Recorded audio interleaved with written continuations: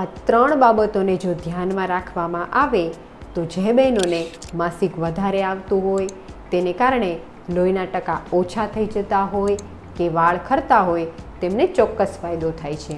મિત્રો, શરદ ઋતુમાં એટલે કે ભાદરવો અને આસો મહિનો દરમિયાન ઘણા બધા બહેનોને માસિક વધારે આવે છે અથવા તો લાંબા સમય સુધી ચાલુ રહે છે.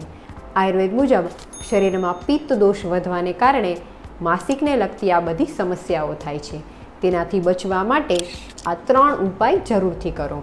નંબર 1, ખોરાકમાં ખારી, ખાટી અને તીખી વસ્તુઓ જેમ કે અથાણાં, તળેલા મરચાં કે ગરમ મસાલાવાળી વસ્તુઓ શક્ય તેટલી ઓછી લેવી.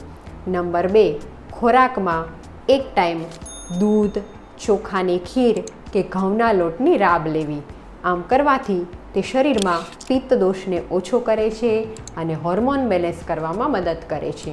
નંબર 3, માસિકના 4 દિવસ દૂર્વા કે જેને આપણે ધરો કહીએ છીએ તેનો 1 કપ રસ 1 ચમચી સાકર નાખીને લેવો અને માસિક બંધ થઈ ગયા પછી આ ધરોનો રસ બંધ કરી દેવો.